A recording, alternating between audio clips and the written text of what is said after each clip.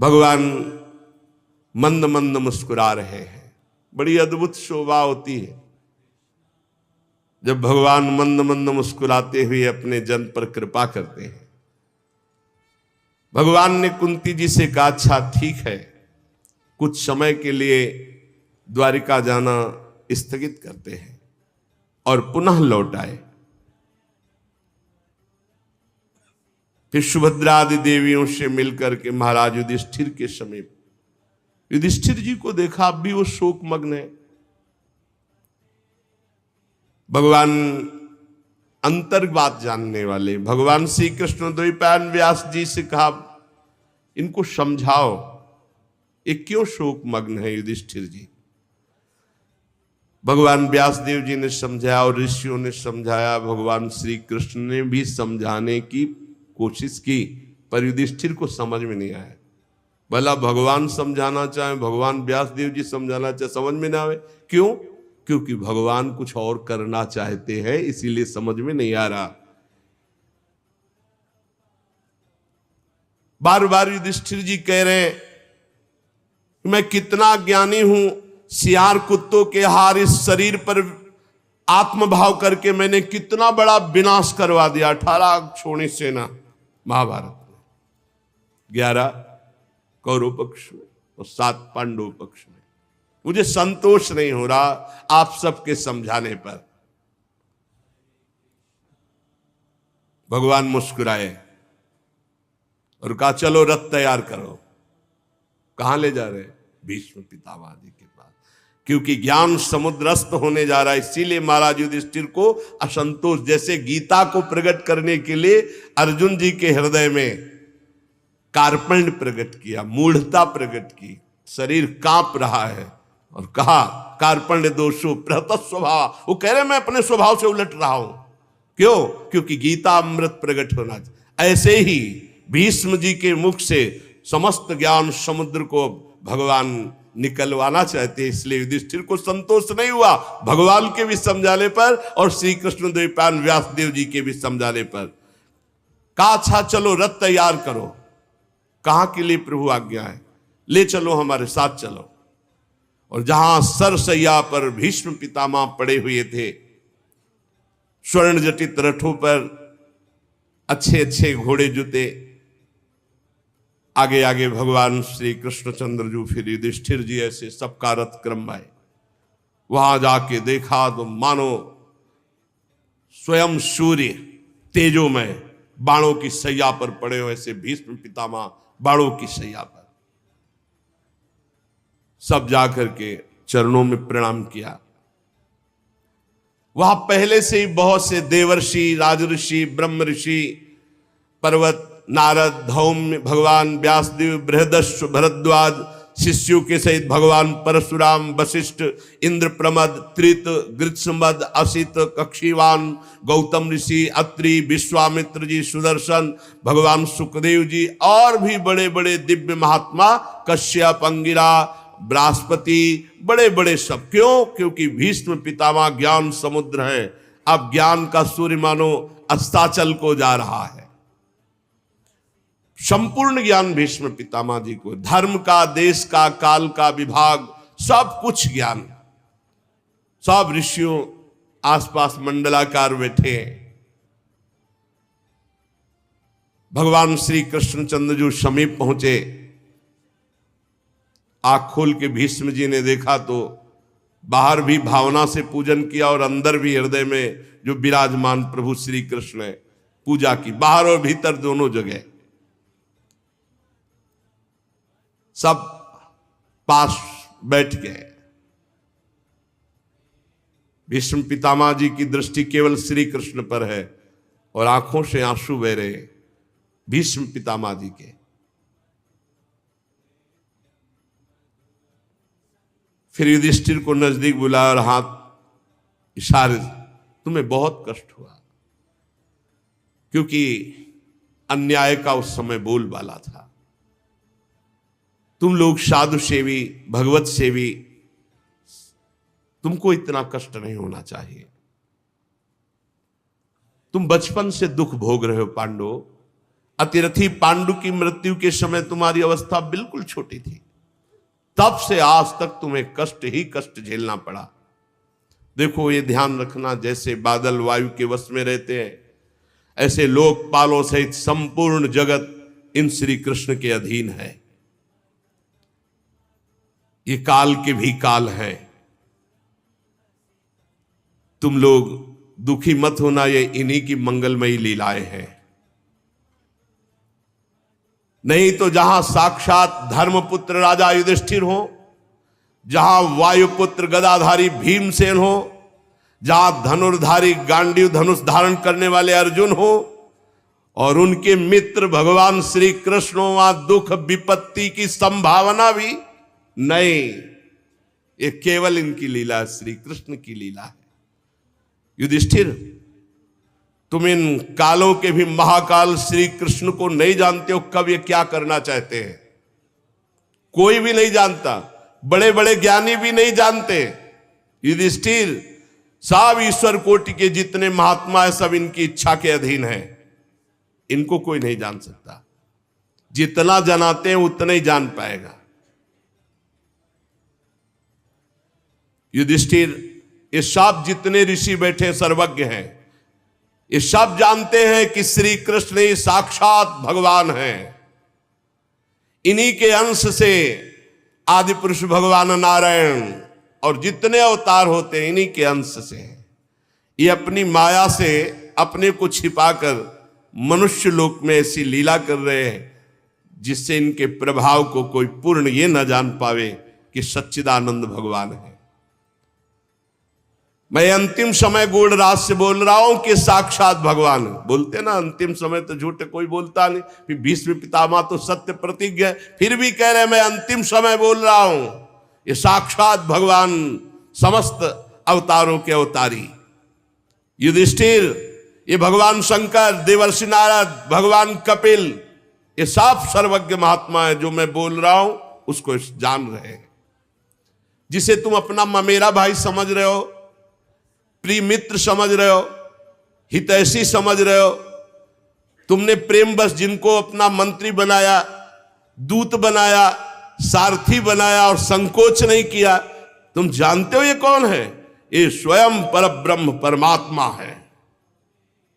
ये सर्वात्मा समदर्शी अद्वितीय अहंकार रहित निष्पाप परमात्मा, ये तुम्हारे प्रेम विवश होकर ऊंचे से ऊंचे, नीचे से नीचे हर कार्य करने में कभी संकोच नहीं किया। युधिष्ठिर, ये समतत्व है, फिर भी देखो तुम्हारी भक्ति के वश होकर ये पक्षपात किए। यही कारण है, यही कारण है इनकी करुणा का। क्या भक्ति का पक्षपात कि जब मैं अब अपने प्राण त्यागने जा रहा हूं तो स्वयं साक्षात चलकर हमारे सामने उपस्थित हुए। ये उपदेश दिलाने नहीं, ये हमारा अंतिम बनाने आए हैं। भगवत परायण योगी पुरुष भक्ति भाव से इनमें अपना मन लगाकर और वाणी से इनका नाम कीर्तन करके जब शरीर त्यागता है तो कामना और कर्म बंधन से छूटकर जीवन मुक्त वो भगवत धाम जाता है। देव देवेश कैसे प्रसन्न लग रहे हैं, कैसा हास्य प्रकट हो रहा है। देखो ना, रक्त कमल के समान अरुण नेत्र कैसे उल्लसित है, कैसा श्रीमुख। और ये तब जब मैं शरीर त्यागने जा रहा हूं। युधिष्ठिर, उनकी बात सुनकर सरसैया पर सोए हुए भीष्म पितामह से बहुत से ऋषियों के सामने नाना प्रकार के धर्मों के संबंध में अनेकों प्रश्न पूछे गए। तत्ववेत्ता भीष्म पितामह ने वर्ण आश्रम के अनुसार पुरुष के स्वाभाविक धर्म, वैराग्य, राग के कारण और विभिन्न रूप से बतलाए हुए निवृत्ति प्रवृत्ति रूप द्विविध धर्म, दान धर्म, राजधर्म, मोक्ष धर्म, स्त्री धर्म, भागवत धर्म, सबका जो जो प्रश्न किया गया सबका भीष्म पितामह जी ने उत्तर दिया। भीष्म पितामह जी शांत होते चले जा रहे हैं। फिर भगवान श्री कृष्ण में दृष्टि लगाई, प्रश्न उत्तर बंद। देखा पीतांबर फहरा रहा है, नील मेघ की कांति गंभीर मुद्रा में भगवान श्री कृष्ण खड़े हैं। भीष्म जी की एकटक आंख श्री भगवान पे।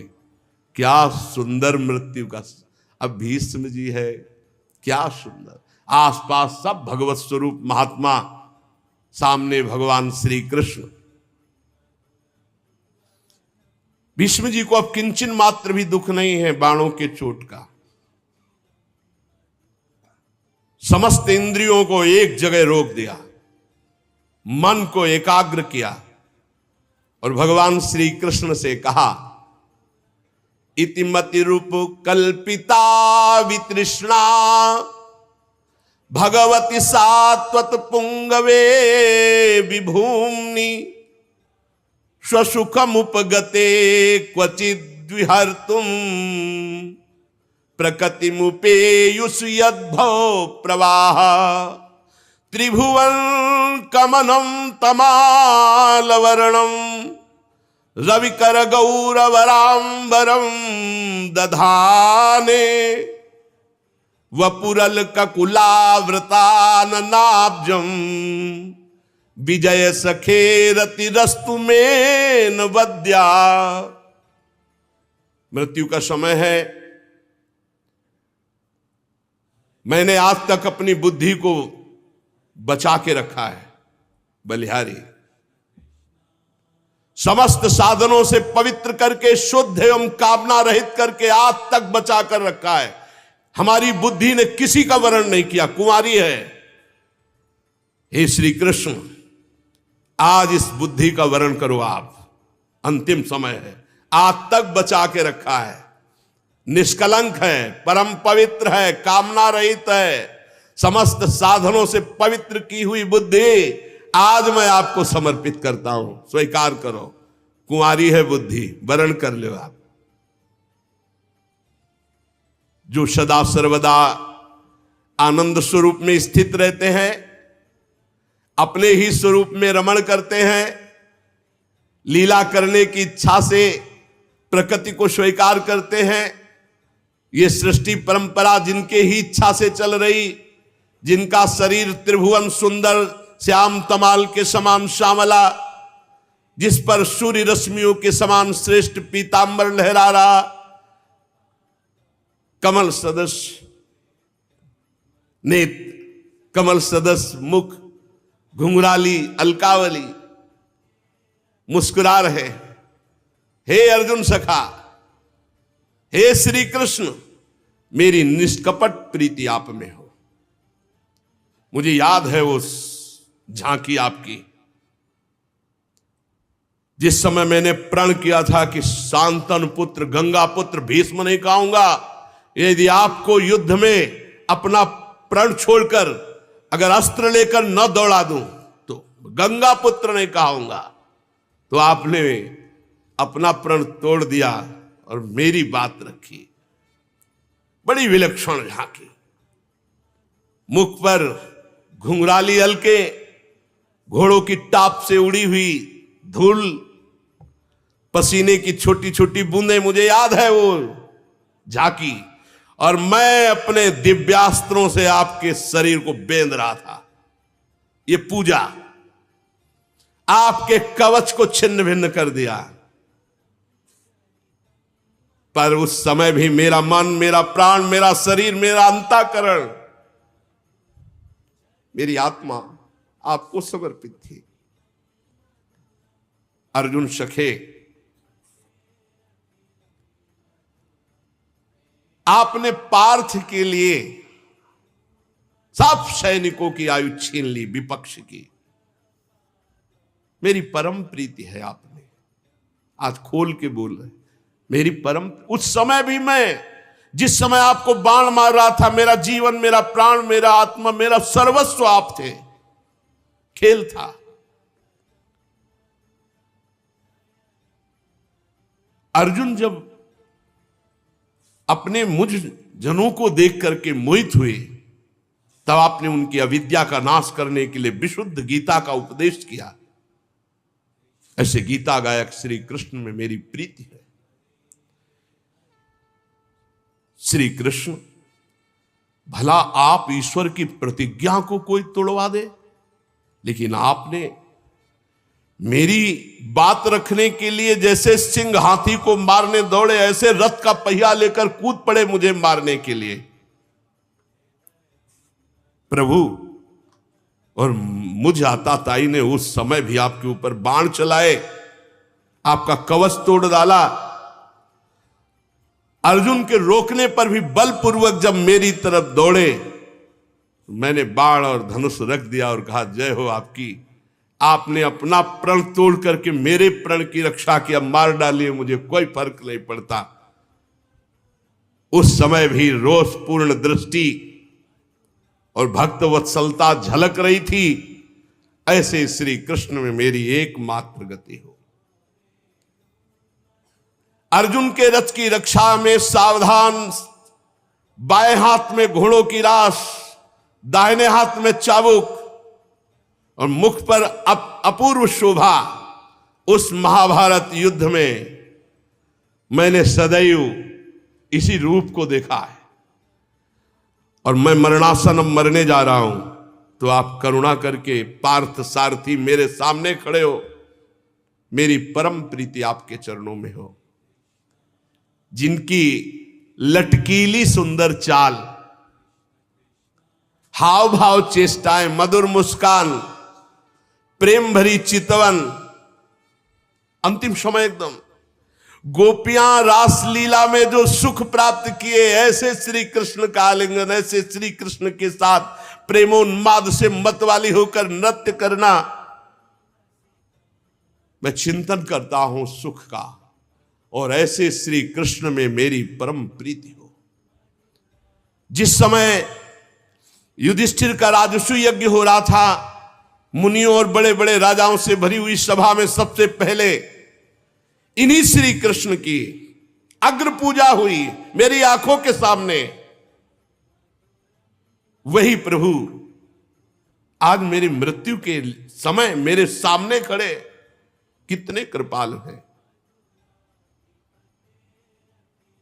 वास्तव में इस समय मैं श्री कृष्ण को प्राप्त हो रहा हूं। न भय है, न भ्रम है, न कोई संशय है।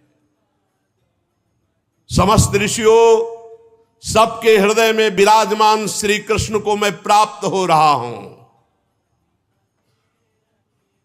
धीरे धीरे वाणी मौन, नेत्र मूंद लिए। जे ही सबने देखा भीष्म पितामह की वाणी रुक गई, दृष्टि मुंद गई। सब एकदम अचानक खड़े हो गए और देखा प्राण रहित भीष्म का शांत शरीर। भगवान में सबसे कहा, मैं भगवान को प्राप्त हो रहा हूं। ये अंत है, सामने भगवान खड़े। दृष्टि, मन, बुद्धि, चित्त, प्राण सब भगवान के चरणों में समर्पित कर दिया। अनंत ब्रह्म श्री कृष्ण में भीष्म पितामह जी वैसे ही लीन हो गए। आप चारों ओर सन्नाटा छा गया, जैसे दिन के बीतने पर संध्या काल के बाद पक्षियों का कलरव शांत हो जाता है। उसी समय देववाद्य बजने लगे, आकाश से पुष्पों की वर्षा हुई। भगवान श्री कृष्ण भी शांत गंभीर मुद्रा में, भीष्म जी का जीवन लीला शांत हुई। युधिष्ठिर जी भगवान की आज्ञा के अनुसार अंत्येष्टि संस्कार कराए। मुनियों ने भगवान श्री कृष्ण की पूजा अर्चना वंदना की। फिर सब ऋषिजन अपने अपने आश्रम को लौट गए। शौनक जी ने पूछा, धार्मिक शिरोमणि महाराज युधिष्ठिर ने अपनी पैतृक संपत्ति को हड़प जाने के इच्छुक आताताइयों का नाश करके अपने भाइयों के साथ किस प्रकार से राज्य शासन किया, कौन कौन से काम किए, क्योंकि महाराज युधिष्ठिर की भोगों में तो प्रवृत्ति थी नहीं। सूत जी कहते हैं, संपूर्ण सृष्टि को जीवित करने वाले भगवान श्री हरि कलहाग्नि से दग्ध कुरुवंश को पुनः अंकुरित कर युधिष्ठिर को उनके राज्य सिंहासन पर बैठाकर बहुत प्रसन्न हुए। भीष्म पितामह अंतर्ध्यान हो चुके, उनके वचनों से युधिष्ठिर की सब भ्रांति मिट गई। भगवान के आश्रय से समुद्र पर्यंत सारी पृथ्वी का शासन, समस्त राजा लोग उनकी आज्ञा में, ऐसा महान पद युधिष्ठिर जी को प्राप्त हुआ। भगवान महल की जितनी भी देवियां हैं सबसे मिल रहे हैं। फिर युधिष्ठिर जी से कहा कि अब हमें जाने की अनुमति दीजिए। युधिष्ठिर जी बार बार हृदय से लगा रहे हो, कह रहे कि कैसी बात कहते हो, कौन ऐसा होगा जो आपको जाने की अनुमति दे, पर आपको जिसमें सुख मिले भगवान आज्ञा करिए, रथ तैयार किया जाए और अब हम द्वारिकापुरी के लिए चलते हैं। समान उम्र वालों को आलिंगन किया, छोटी उम्र वालों ने जो भगवान को प्रणाम किया तो आशीष दिया। सुभद्रा, द्रौपदी, कुंती, उत्तरा, गांधारी, धृतराष्ट्र, युत्सु, कृपाचार्य, नकुल, सहदेव, भीमसेन, धौम्य, सत्यवती, ये सब मूर्छित से हो रहे हैं भगवान के वियोग की भावना में। मुरली मनोहर सारंगपाणी भगवान श्री कृष्णचंद्र जी द्वारिकापुरी जाना चाहते, इस बात से सब विकल हैं। भगवत भक्त संत पुरुषों के संग से जिनका दुस्संग छूट गया है, वह विचारशील पुरुष भगवान के मधुर मनोहर सुयस को, नाम को एक बार स्वाद पा ले तो छोड़ नहीं सकता। फिर उन नामी उन भगवान के रूप का ये तो बैठ करके वार्ता करना, खेलना, हंसना, खाना पीना, ये कैसे जी सकते हैं भगवान के बिना। जो दुस्संग त्यागी सत्संगी जन है, उनको एक बार चस्का लग जाए भगवान की कथा का, भगवान के नाम का, तो वो जीवन त्याग सकते हैं। भगवान का भजन या भगवान की लीला कथा नहीं त्याग सकते। फिर जिनको सामने भगवान खेले, हंसे, खाए, वो ये सब पांडव कैसे विरह सह सकते हैं। भगवान ने सुभद्रा जी की तरफ देख करके प्रसन्न मुद्रा में संतोष धारण करो। राजा युधिष्ठिर द्वारिका जाने के लिए व्यवस्था करें। भगवान किसी को मधुर मनोहर वचनों से, किसी को दृष्टि से, किसी को छू को, किसी को बोलकर, किसी को हृदय से लगा के सबको संतुष्ट कर रहे हैं। भगवान के प्रस्थान के समय मृदंग, शंख, भेरी, वीणा, ढोल, नरसिंगे, धुंधुरी, नगारे, घंटे, दुंदुबियां एक साथ बजने लगी। भगवान के दर्शन की आकांक्षा से हस्तिनापुर में भीड़ लग गई। भगवान के प्रिय सखा घुंघराले वाल वाले अर्जुन ने पीतम श्री कृष्ण का श्वेत छत्र पकड़ रखा है, जिसमें मोतियों की झालर लटक रही, रत्नों का डंडा, उसको पकड़े हुए। उद्धव और सात्विकी बड़े भाव से चंवर डुला रहे। भगवान जे भी रथ चला, चारों ओर पुष्पों की वर्षा, बड़ी मधुर झांकी। दिव्य ब्रह्म ऋषि लोग वेद वाक्य उच्चारण कर रहे हैं, आशीष सुनाई दे रहे हैं। हस्तिनापुर की रमणियां भगवान श्री कृष्ण के रूप में चित्त को लगाए हुए और आपस में बात कर रहे हैं। सखी, ये सनातन परम पुरुष परमात्मा है, जो प्रलय के समय भी अपने अद्वितीय निर्विशेष रूप में स्थित रहते हैं। जब प्रलय होता है तो ब्रह्मा जी संपूर्ण सृष्टि समेट करके इन्हीं में समा जाते हैं। ये जगदात्मा ईश्वर हैं, संपूर्ण जीव इन्हीं में लीन होते हैं और फिर इन्हीं से प्रकट हो जाते हैं। ये देखो, सब जीवों को मोहित करते हुए छुपे हुए कैसे है इस जगत में, जिसके स्वरूप का साक्षात्कार जितेंद्री योगी अपने प्राणों को वश में करके भक्ति से प्रफुल्लित निर्मल हृदय से किया करते, वही ये श्री कृष्ण साक्षात परब्रह्म मेरे नेत्रों के सामने है। सखी, वास्तव में उसी का जीवन धन्य है जिसने इनको देखा, जिसने इनकी सुंदर लीलाओं का गायन और श्रवण किया। जब भगवान की हेतु की कृपा होती तब लीला गायन, लीला श्रवण, नाम जब, इनमें रुचि होती है। बड़ा प्रशंसनीय है वो जो भगवान के नाम गुण रूप लीला धाम में, और धन्य है यदुवंशी जो इनके साथ खा पी कर हंस खेल कर महान सुख ले रहे हैं। हे सखी, बड़े हर्ष की बात है कि द्वारिका ने सब लोगों का तिरस्कार करके सौभाग्य प्राप्त किया, क्योंकि ये द्वारिका में विराजमान है। सखी, हम तो उनके सौभाग्य देख रहे हैं जिनका पाणी ग्रहण इन्होंने किया है। पाणी ग्रहण ये शरणागति भी है। एक पाणी ग्रहण का संबोधन है विवाह से और एक पाणी ग्रहण का संबोधन है शरणागति से। हम तो सखी धन्य धन्य उनको मानती हैं जिनका पाणी ग्रहण भगवान बाहु पकड़ लेते हैं शरणागत की। अवश्य उन्होंने कोई बड़ा व्रत, कोई स्नान, कोई हवन, कोई जप तप किया होगा, क्योंकि परमात्मा उन्हें प्रीतम रूप से मिले। वो बार बार इनकी रूप माधुरी का पान करती होंगी। सखी, स्मरण मात्र से मेरा हृदय व्याकुल हो रहा है, मूर्छा सी आ रही है। कितना सुख प्राप्त करते हैं, और इनसे भी ज्यादा सुख तो ब्रज गोपियों ने प्राप्त किया।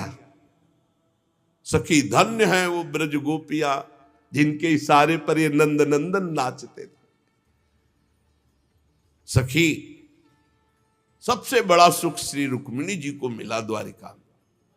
शिशुपाल आदि मत वाले राजाओं का मान मर्दन करके अपने बाहुबल से उठा लाए, अपहरण कर। प्रद्युम्न, शांबाद कितने इनके पुत्र हैं। और हमने तो सुना है कि भौमासुर को मार करके लाई हुई 16,000 इनकी और पत्नियां हैं। वास्तव में वो सब धन्याति धन्य देवी होंगी। उनका जीवन परम धन्य हो गया, परम पवित्र, परम उज्जवल हो गया, जिसको श्री कृष्ण ने स्वीकार कर लिया। इनकी महिमा का वर्णन क्या करें, ये तो साक्षात कमल नयन भगवान पर ब्रह्म परमात्मा श्री कृष्ण है। हस्तिनापुर की स्त्रियां से प्रभु के विषय में बातचीत कर रही। अजात शत्रु युधिष्ठिर ने भगवान श्री कृष्ण की रक्षा के लिए बहुत सी सेना साथ भेजी। यद्यपि भगवान सर्व समर्थ पर प्रियता में शंका होती, अधिक प्रीतिमन भाषण देहा। युधिष्ठिर जी ने आग्रह करके सके भगवान आप सेना साथ ले जाइए। भगवान कुरजांगल, पांचाल, सूरसेन, यमुना के तटवर्ती प्रदेश, ब्रह्मावर्त, कुरुक्षेत्र, मत्स्य, सारस्वत, मर्धन्नो देश को पार करके फिर आनर्त देश में आए। यहां कुछ विश्राम किया, जलाशय समीप था, संध्या वंदन किया। फिर आनर्त देश में पहुंचे। वहां के लोगों ने जो ही सुना कि भगवान पधार रहे, द्वारिकापुरी के लोग, पांचजन्य शंख भगवान ने सबको आनंदित करने के लिए बजाया। भगवान के ओठों की लाली से स्पर्श हुआ वो श्वेत वर्ण पांचजन्य शंख। जब उसका नाद हुआ तो द्वारिकापुरी में आनंद की लहर छा गई। भगवान पधार रहे हैं। दुष्टों को भय और भक्तों को अभय इस शंखनाद से। सारी प्रजा भागी भगवान श्री कृष्ण के दर्शन के लिए। भगवान श्री कृष्ण आत्मा राम है, वह अपने आत्मलाभ से सदा सर्वदा परिपूर्ण है। पर जैसे सूर्य को कोई दीप दिखाए तो भगवान सूर्य प्रसन्न हो जाते, स्वीकार कर लेते। भला सूर्य को दीप दान क्या, वो तो जगत को प्रकाश दे रहे हैं। ऐसे ही भगवान श्री कृष्ण को कुछ भी भाव से वो भगवान पूर्ण होते हुए भी प्रेम भाव स्वीकार करते हैं। सब आकर के भगवान की तरफ कोई पुष्प अर्पित कर रहा है, कोई बोल रहा है, कोई देख कर केवल आंसू बहा रहा है। जैसा जैसा सबको भगवान सुख पहुंचा रहे हैं। अयोध्या, राधा राधा, द्वारिकावासी इतने विकल हैं। ये अयोध्या शब्द क्यों आया? क्योंकि इस समय हमारा मन अयोध्या में गया। जब राम जी आए अयोध्या में 14 वर्ष बाद, तो सबके मन में था कि भगवान हमसे सबसे पहले मिले, सबसे पहले हमसे मिले। तो भगवान ने सबकी बात पूर्ण करने के लिए अमित रूप प्रगटे ते ही काला, अनंत रूप धारण कर लिए और सबसे क्षण महु सब मिले भगवाना, उमा मरम काहू नहीं जाना। एक क्षण में पूरे अयोध्या वासियों से भगवान सबसे पहले मिले, अमित रूप प्रगटे थे, अमित रूप में ऐसे ही भगवान किसी को गले लगा रहा है, किसी को वचन से, किसी सब, कोई अस्त्र प्रवाह कर रहा है, कोई पुष्प डाल रहा है, कोई दुलार कर रहा है। भगवान द्वारिकाधीश द्वारिकापुरी में सबको सुख पहुंचा रहे हैं। हाथ जोड़ करके द्वारिकावासी भगवान से कहते, स्वामिन हम आपके वियोग में कितने व्याकुल थे, हमारे प्राण तो सदैव आपके चरण कमलों में बसते हैं। ये चरण कमल भगवान ब्रह्मा शंकर इंद्र आदि सब इनकी वंदना करते हैं। जो इन चरणों की शरण ले लेता है, समर्थ काल एक बाल बांका तक नहीं कर सकता। हे प्रभु, जो आपके इन चरणों की शरण ले लेता है, समर्थ काल भी बाल बांका नहीं कर सकता।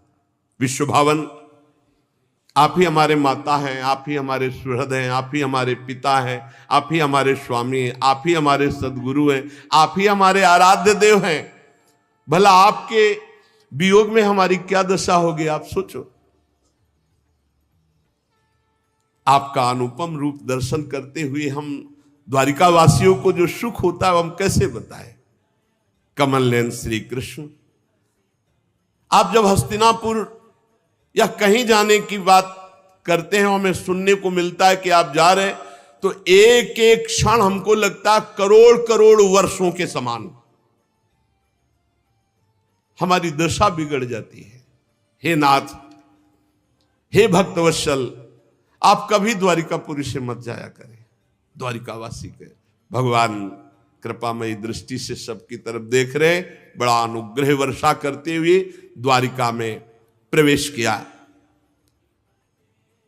मंगल शकुन गजराज को आगे करके स्वस्त्यन पाठ करते हुए सब श्रेष्ठ श्रेष्ठ यदुवंशी भगवान का स्वागत किए। भगवान सबसे अलग अलग यथा योग्य मिले। किसी को सिर झुकाकर प्रणाम किया, किसी के पैर छुए, किसी को नेत्रों से देख लिया, किसी को गले से लगाया, किसी से हाथ मिलाया, किसी की तरफ मुस्कुरा भर दिया, किसी की तरफ प्रेम दृष्टि। जैसा अधिकारी वैसे ही भगवान ने सबको, द्वारिकावासी सबको सुख प्रदान किया। बालक वृद्ध सब भगवान सबसे मिले। भगवान श्री कृष्ण के बाहर रहने के कारण जितनी विरह व्यथा थी सब द्वारिका की वासियों की दूर हुई। जिनकी निर्मल और मधुर हंसी, लजीली चितवन एक बार हृदय में बैठ गई तो विश्व विजयी कामदेव का भी कोई प्रभाव उसके हृदय में नहीं पड़ता। ये है श्री कृष्ण।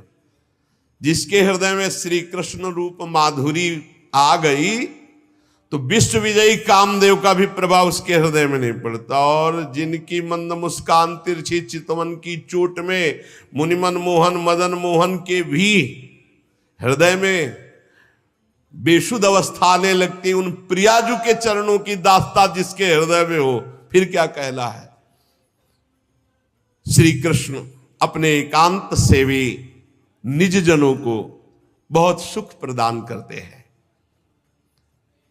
शौनक जी ने कहा, सूत जी अभी पीछे आपने बताया था कि अश्वत्थामा ने ब्रह्मास्त्र चलाया था उत्तरा के गर्भ में, तो ब्रह्मास्त्र का प्रभाव और गर्भस्थ शिशु बच जाना यह कैसे हो सकता है। गर्भ में महान ज्ञानी महात्मा परीक्षित जी थे, तो हमें लगता है कि भगवान ने ही उस समय स्वयं रक्षा की होगी, क्योंकि ब्रह्मास्त्र से बचना संभव है। फिर दूसरी बात मेरी और प्रश्न बन रहा है कि परीक्षित जैसे धर्मात्मा से कोई अपराध बन जाना, उनके लिए शाप होना, श्री सुखदेव जी का ज्ञानोपदेश करना, हम पूरा प्रसंग सुनना चाहते हैं। सूत जी ने कहा, धर्मराज युधिष्ठिर अपनी प्रजा को प्रसन्न रखते हुए पिता के समान उसका पालन करने लगे। वो भोगों से निष्प्रिय होकर निरंतर भगवत स्मरण परायण होते हुए राज्य पालन करते। अतुल संपत्ति, बड़े बड़े यज्ञ करके भगवान की आराधना करते। जम्बूद्वीप के स्वामी, स्वर्ग तक उनका यश, क्या कमी थी महाराज युधिष्ठिर के पास। देवता लालायित होते ऐसे भोग थे। पर महाराज पांडवों को भगवान श्री कृष्ण के सिवा और कुछ प्रिय नहीं था। शौनक जी, जिस समय अश्वत्थामा ने ब्रह्मास्त्र चलाया, उत्तरा के गर्भ में ब्रह्मास्त्र का प्रभाव गया तो वो बालक ब्रह्म तेज से जलने लगा ब्रह्मास्त्र के प्रभाव से। पर उस समय उस बालक ने देखा कि श्याम वर्ण एक तेजस्वी ज्योतिर्मय पुरुष आसपास उसके ऐसे घूम रहा है और ब्रह्म तेज बाहर आसपास। अब वो बालक को नहीं छू पा रहा, बस अंगूठे भर का वो श्याम रंग का तेजस्वी, बहुत ही निर्मल, अत्यंत सुंदर श्याम शरीर, बिजली की तरह चमकता हुआ पीतांबर, सिर पर मोर मुकुट, निर्विकार पुरुष, लंबी लंबी भुजाएं, कानों में तपाए हुए स्वर्ण के सुंदर कुंडल, आंखों में लालिमा और हाथ में दिव्य गदा लिए हुए बार बार वो शिशु देख रहा है कि मेरे चारों ओर घुमा। तो कौमुदकी गदा के प्रभाव से गर्भस्थ शिशु में ब्रह्मास्त्र का प्रभाव नहीं पड़ पाया। जैसे सूर्य अपनी किरणों से कुहरे को भगा देता है, वैसे ही कौमुदकी गदा के प्रभाव से ब्रह्मास्त्र के तेज को उस महापुरुष ने शांत कर दिया। गर्भस्थ शिशु सोचने लगा, ये कौन है। इस प्रकार 10 मास के गर्भस्थ शिशु के सामने भगवान श्री कृष्ण का साक्षात दर्शन और भगवान श्री कृष्ण की कौमुदकी गदा के प्रभाव से ब्रह्मास्त्र के तेज का शांत हो जाना, और तत्काल वो सोच ही रहे थे कि भगवान अंतर्ध्यान हो गए। जे भी भगवान अंतर्ध्यान हुए ते ही समस्त सद्गुणों को विकसित करने वाले शुभ समय में पांडु के वंशधर बालक का जन्म हुआ। जन्मते समय ही इतना महान तेजस्वी, क्योंकि गर्भ में भगवत साक्षात्कार हो गया है, महान तेज संपन्न। महाराज युधिष्ठिर जब सुना पौत्र हुआ, बड़े प्रसन्न हुए, क्योंकि अर्जुन पुत्र अभिमन्यु, अभिमन्यु पुत्र परीक्षित। राजा युधिष्ठिर, धौम्याचार्य, कृपाचार्य सबको बुलाया, जात संस्कार करवाए, बड़े दान दिए गए। जब बालक का नाल छेदन नहीं होता, उसके पहले, नाल छेदन के पहले तक, उस समय को कहते हैं प्रजा तीर्थ। उस समय जो दान दिया जाता है उसका बड़ा महत्व है। नाल छेदन नहीं हुआ, बालक हुआ, उस समय के दान को बड़ी महिमा, प्रजा तीर्थ कहते हैं। उसी समय युधिष्ठिर ने बहुत दान किया, हाथी, घोड़ा, स्वर्ण, बहुत। युधिष्ठिर जी ने कहा, पुरुवंश शिरोमणि, काल की दुर्निर्वार गति अश्वत्थामा वंश मिटाना चाहता था, परंतु भगवान श्री कृष्ण ने बालक की रक्षा की है, इसलिए इसका नाम विष्णुरात। निसंदेह ये बालक संसार में बड़ा यशस्वी भगवान का परम भक्त और महापुरुष होगा। बड़े बड़े महात्माओं ने आशीष दिया युधिष्ठिर जी को और बालक को। युधिष्ठिर ने कहा, महात्माओं, ये बालक क्या अपने उज्जवल यश से हमारे वंश के पवित्र कीर्ति महात्मा राजर्षियों का अनुसरण करेगा? ब्रह्म ऋषियों ने कहा, धर्मराज, ये मनुपुत्र इक्ष्वाक के समान अपनी प्रजा का पालन करेगा। दशरथ नंदन भगवान श्री राम के समान ये सत्य प्रतिज्ञ और ब्राह्मण भक्त होगा। उशीनर नरेश शिवी के समान दाता होगा। दुष्यंत के पुत्र भरत के समान अपने वंश का यश फैलाएगा। ये धनुर्धरों में अपने दादा सहस्त्रबाहु और पार्थ अर्जुन इन दोनों के समान होगा। अपने दादा पार्थ के समान और शास्त्राबाहु अर्जुन के समान ये धनुर्धारी होगा। महाराज ये रंतिदेव के समान उदार होगा, ये धैर्य में बलि के समान होगा, ये भगवत भक्ति में प्रहलाद के समान होगा। मर्यादा उल्लंघन करने वालों को ये भारी दंड देने वाला होगा।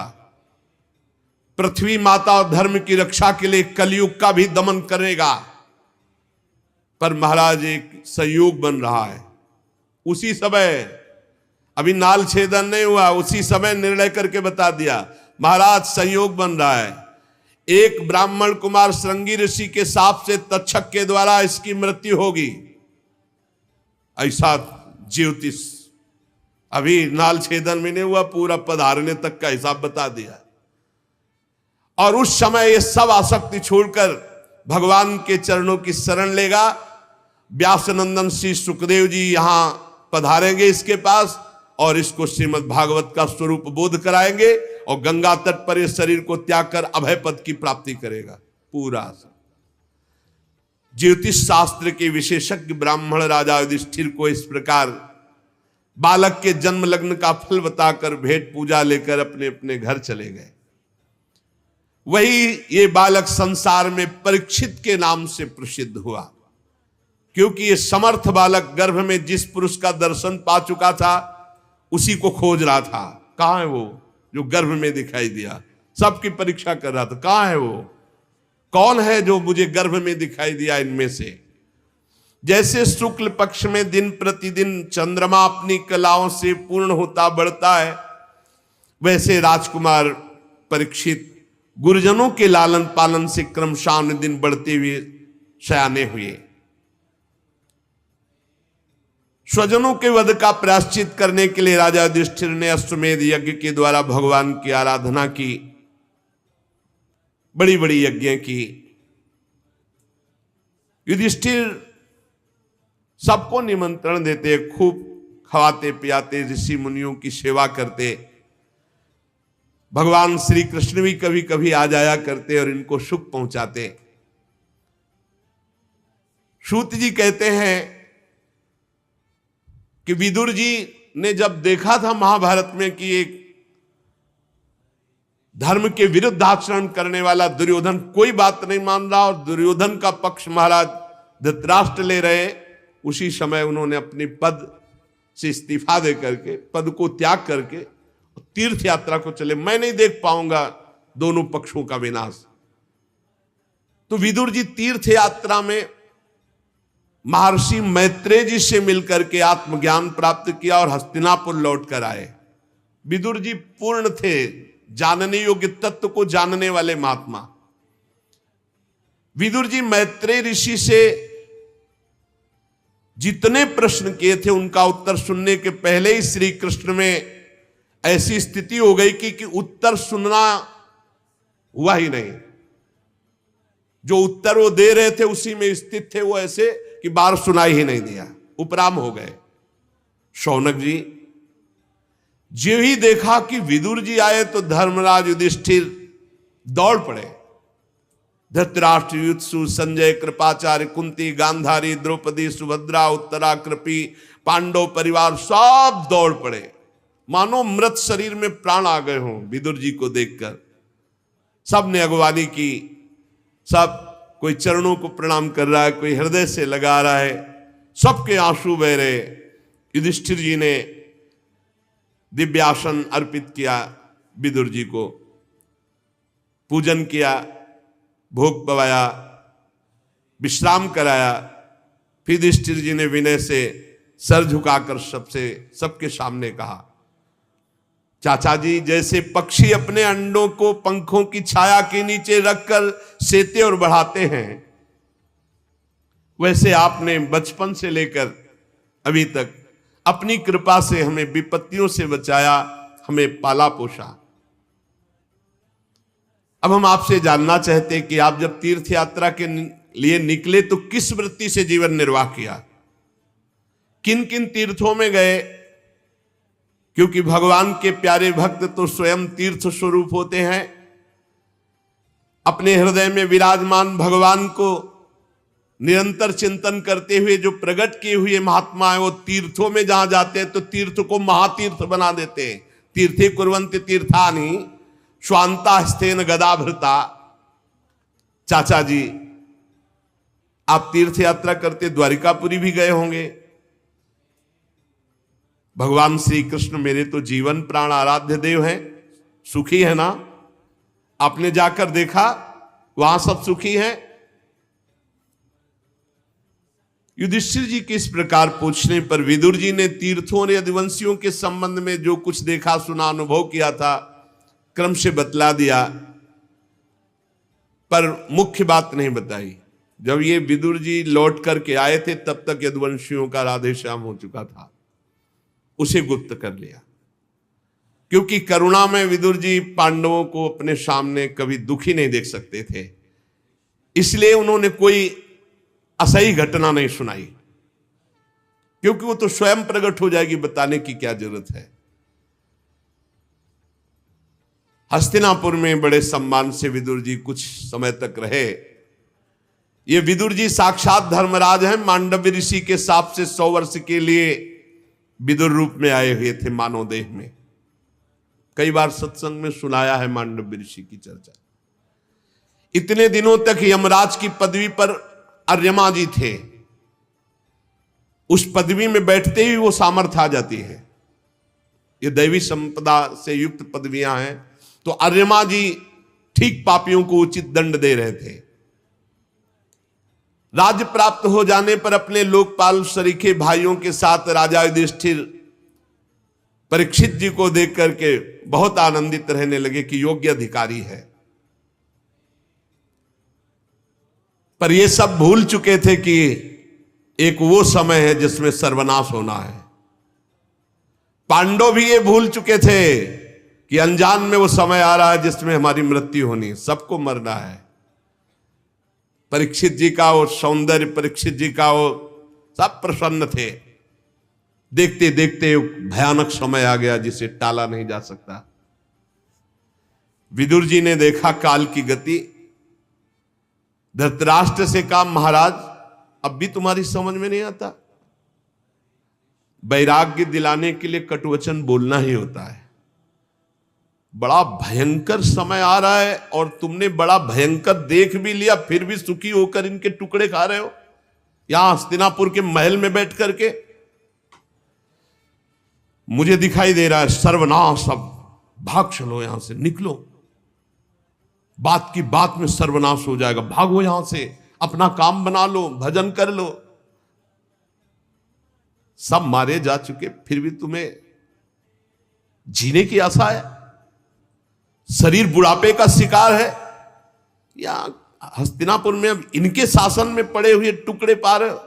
जीवित रहने की इच्छा गृहपालवत, गृहपालवत कुत्ते भीमापवर्जितम पिंडो मादत्ते गृहपालवत अहो महीयसी जंतुर जीविताशा यया भवान। कैसा मोह है कि अब भी जीने की आशा रखते हो, पूरे परिवार का विनाश करवा दिया, अब यहां इनके दिए हुए टुकड़े खाकर जीवन व्यतीत करते हो। तुम्हें संकोच नहीं हो रहा? तुम्हें अपने हृदय में ग्लानि नहीं हो रही? जिनको विष दे के मारना चाह, जिनको आग में जलाना चाह, जिनकी पत्नी को सभा में अपमानित किया, जिनकी भूमि छीन ली, जिनसे युद्ध किया, आज उनके दिए हुए टुकड़े को खा रहे हो। क्या गौरव रखते हो अपने अंदर? विदुर जी ने डांट लगाई धृतराष्ट्र जी को। हद हो गई, अज्ञान की हद हो गई। अब भी जीना चाहते हो क्या? ये पुराने वस्त्र की तरह तुम्हारा शरीर स्वयं नष्ट नहीं हो जाएगा? इसलिए अपना स्वार्थ साध लो, ममता काटो, चलो हमारे साथ चलो, हम तुम्हें उपाय बताएंगे भगवत प्राप्ति कैसे होगी। धन्य है जिसको विदुर जैसा भाई मिला हो। चाहे अपनी समझ से या दूसरों के समझाने से समझ लो, अंतिम में तुम मरोगे, तुम्हारे साथ कुछ नहीं होगा, इसलिए भजन कर लो तो तुम्हारा कल्याण हो जाएगा। अंतःकरण को वश में करो, निकलो। जो आगे होने वाला है वो तुम देख नहीं रहे, मैं देख रहा हूं, चलो हमारे साथ।